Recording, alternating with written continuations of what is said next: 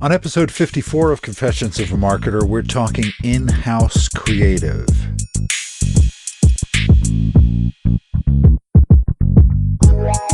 Hi, it's Mark Reed Edwards. Welcome back to Confessions of a Marketer. Alex Withers of InMotion Now is in to talk about his firm's in-house creative management survey for a couple of episodes. Today we cover the survey, then next time we have his appeal to his fellow CMOs. Coming up, I've got Cahill Puhl in to chat about the attention economy, and we've got Chris Clegg of Portma in to chat on creating stronger marketing with data. Tisha Miller of iCrossing to talk about the intersection of technology and marketing. My friend Ben Afia will be back to share his language manifesto, and lots more in store.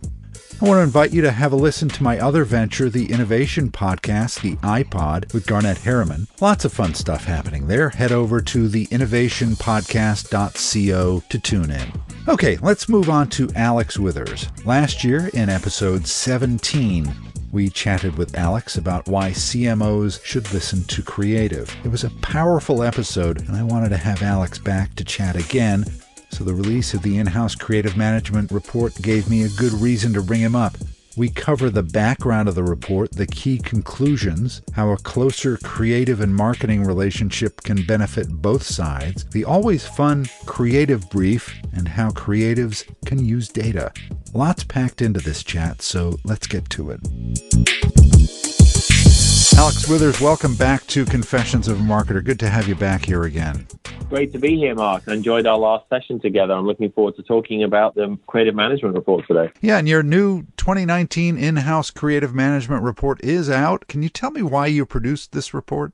Yeah, so we work closely with a lot of different thought leadership bodies. InMotion Now is committed to the creative and marketing collaboration and how creativity can sort of grow and be the best it can be within marketing and creative organizations. And as a result, we work with a lot of the thought leadership bodies like InSource and IHAF and others. We sort of obviously are big parts of the How Design Live mission and the Adobe Max program. So what we do is we work with InSource every year, who is a thought leadership body that focuses entirely on kind of the betterment of in-house creative teams. And we really want to understand the dynamic between marketing and creative and how that dynamic is changing over time, how marketers are adapting to bringing creativity in-house, and how creative teams are flourishing or not within that environment. You know, most marketing organizations have got some type of hybrid model of outside agency and in-house team. We're seeing that shift towards in-house, and we just want to be a part of the conversation and help people on that journey. Yeah, and one of the conclusions is that creative and marketing need to strengthen their relationship. How do you propose that they do that? How can they do that? Well, I think a lot of it is stealing some of the best practices that have permeated the agency-client relationship for a long time. I think one of the challenges of bringing people in-house is that the marketing team sees them as an in-house kind of factory floor group that they can just bark orders to now that they're within the building. Right. There's also this element of, I've always wanted, and I was taught by, I think we talked about this last time, a wonderful guy when I was at the Financial Times, a guy called Gordon Willoughby, who was my kind of boss's boss. He ran the marketing group. And he taught me the value of using agencies as an extension of the team and being true strategic partners versus a vendor. I think that as a lot of marketers that don't treat agencies like partners, they treat them like vendors. And so as creative teams move in-house, the marketing team still treats them like a vendor and doesn't embrace the fact that they're strategic partners. And the whole benefit of an in-house agency or an in-house team is to be a true business partner to the organization. But I think marketers need to evolve beyond this. Well, they're just the factory team that's producing the work. We own the campaign, we own the brand, when in reality it's a joint effort. Yeah, and that whole use of the term vendor, early on in one of the episodes of the podcast, I asked a guest how you could improve vendor relations, and he said, well, stop calling them vendors.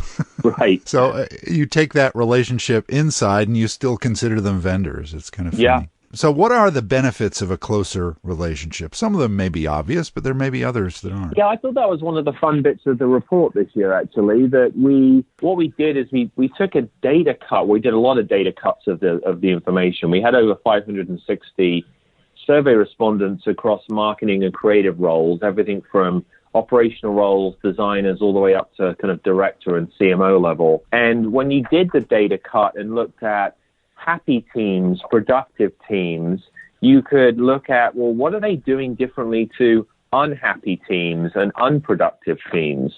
And some of the benefits of stronger alignment is faster time to market, right? You're spending less time kind of arguing over the brief or the kickoff project. You're spending less time with inefficient status updates. You're spending less time on ineffective feedback and review cycles that are suboptimal based on style of feedback, method of feedback, rounds of feedback, clarity of feedback. If you can create a process and collaboration with marketing and creative, all of a sudden the machine is better oiled. And as a result, you can get more content out to market faster without sacrificing quality. If we're going to keep up with the demands for content without sacrificing quality, we have to improve process and we have to improve collaboration with our creative partners. So how do you actually go into a creative and marketing group and improve process? Is there a secret sauce there to improve the flow of work, to improve the way in which people work together? Is there something that you can enlighten me on? Yeah, there's a couple of things, and I don't want to be too self-serving around the role that InMotion plays in that. So I'm going to go up a level, and from a true kind of thought leadership perspective, it's a combination of the human element and the technology element. From a human element perspective, it starts at leadership. And as a CMO, I have got to lead from the front on creating equality and parity between the marketing team and the creative team.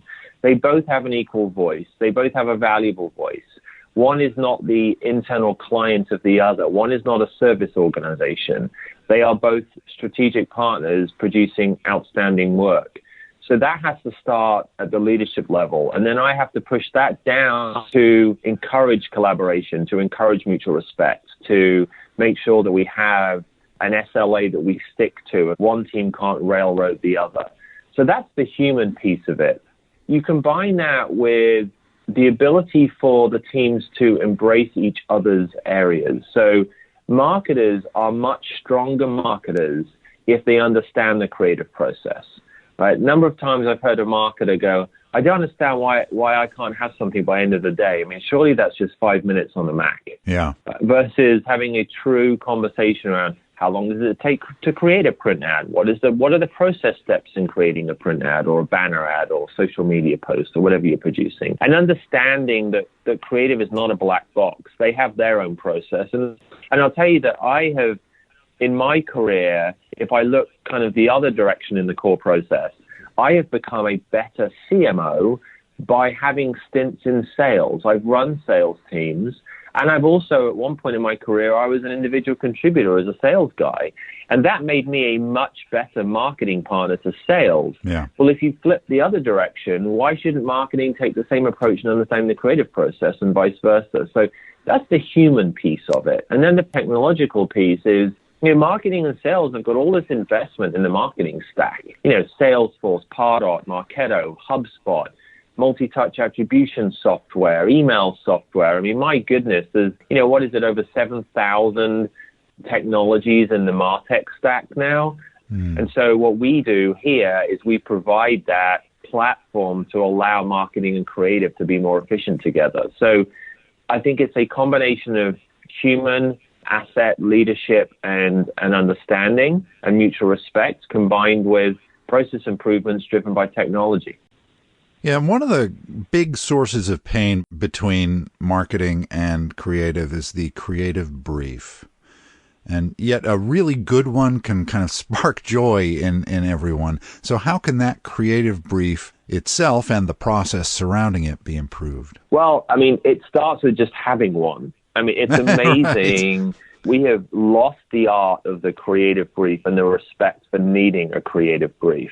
The minute we moved teams in-house, marketers thought that was a time-saving, cost-cutting, process-reducing move.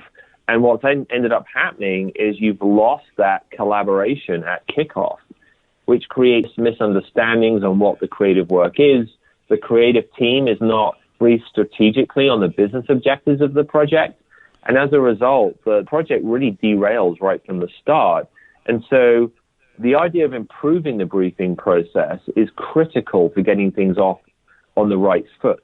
So let's start at the floor and say, hey guys, let's not use the water cooler as the briefing process. Let's understand how to more effectively brief the creative team. And one of the ways you avoid this marketing desire to not do briefs is you create dynamic briefs. And what does that mean? It means the brief adjusts to the asset or campaign that's being produced. Right. Marketers hate filling out briefs. Even when I was a brand manager at Pepsi, briefing my Covent Garden ad agencies on a major campaign, I still didn't like filling out the blooming brief, but I didn't have to do it very often because things lasted longer in market in those days, right? Now there's this constant velocity of campaigns, and so marketers don't want to fill briefs out every day. That's seen as an admin task they don't want to do. The admin tasks all now fall on the creative team to run around the building trying to get the information they need. So we have to start with, yes, have a brief that adjusts in questions and length and investment from the marketing team based on the depth, breadth, and channel specificity of the campaign. If you can make briefs easier for marketers to fill out and then route to their creative coworkers, you've got a better chance of them actually completing them. You've got a better chance of the project getting started the right way. But the key is to have one. Start right. with having one. Yeah. That's right. So one thing I took away from the report is that time is important. Time to review the work, time to create the work, all that. So how can a creative group with all the pressures it faces make the time to do its work? That's where the human piece and the leadership piece is critical, but it all comes down to process. In the technology world, if you chat with a CTO, they'll say that you've got time, budget, scope, and you can't have all three go up at the same time. If you want bigger scope, you've got to give me more time or increase my budget. If you want to save time, right, you've got to increase my budget or reduce my scope. If you look at that in the marketing and creative world, you replace scope with quality, right? So time, budget, quality.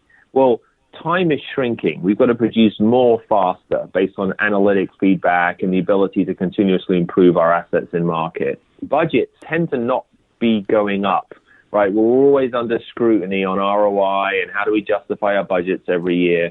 So what ends up happening is quality suffers. Yeah. And if quality suffers, results suffer. Results suffer, you have to put more content in market to try and catch back up again, which means you're perpetuating this awful kind of death spiral of the marketing program. So the only way for all three of those ships to rise simultaneously is to sort of shift the paradigm and improve efficiency. And the only way to improve efficiency is to put in a better process. Now, God bless you if you can improve that process through Excel alone and create, spreadsheets beyond spreadsheets to track process and track projects and share documents on Google Sheets or whatever it might be. The way to do it is to create a workflow from kickoff through to getting an asset out of the door and approved that is efficient.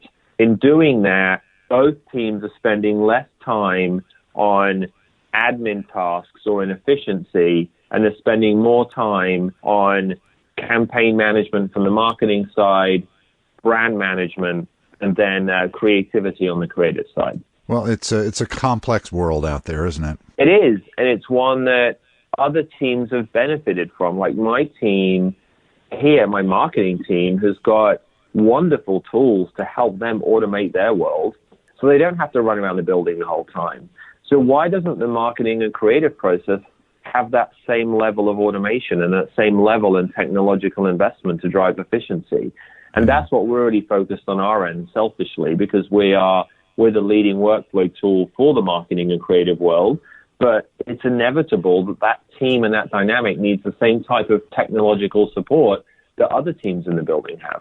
So to wrap up, I've got a really broad question, which we could probably make an entire episode out of. And here it is. How can creatives use data to measure the value of their work? Well, I think we start with the why, right? Which is, why should they use data? The report talked about that creatives want to have a seat at the strategic table.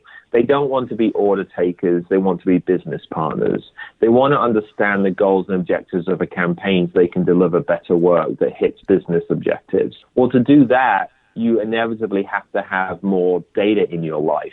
You have to understand the data goals of the campaign. You have to be getting data and feedback on how your assets performed in market. You have to be getting data on how your process can be improved. Where are the bottlenecks in the process? Who are the repeat offenders on missing approval deadlines or giving bad feedback that spirals the feedback process into sort of a battle over the water cooler versus efficient feedback in the right way? So both campaign data to understand the impact of their work and be better business partners, and process data to understand how they can improve their world is really important. That's the why. The how they do it is two things. Marketing owns the campaign data, right? They own the data coming back from, the marketing automation tools, the email tools, campaign management solutions. So they've got to go ask marketing. They've got to sit down and challenge marketing and go, okay, guys, just curious, how did it go? What were the things that worked well? What were the things that didn't work well? Getting that feedback from marketing. And then the second piece is, if you're running your creative workflow in a manual Excel spreadsheet, you're not getting data back from that. If you are using the same automation concepts in your world as the marketing team is, then you can get the same type of analytics on your world that the marketing team gets on their world. So deploying technology that gives you analytics and reporting tools allows you to improve your operational cadence and rigor. So I think those are the two areas where they need to have better data visibility. One is asking the marketing team and collaborating, and then the other is investing in it on their own team for their own efficiency. That's great. Alex, thanks for joining me. In the next part, we have your appeal to the CMO based on the data from this report. Can't wait to hear that. Look forward to it. Thanks, Mark. Thanks to Alex for sharing his views in this episode. Next time, Alex is back with his appeal to his fellow CMOs. Don't miss that. This episode of Confessions of a Marketer was written, produced, and edited by yours truly. T. Jordan of A-Class Productions wrote the theme music. Confessions of a Marketer is a trademark of Reed Edwards Global Inc., and this episode is copyright 2019. I'm Mark Reed Edwards. See you next time.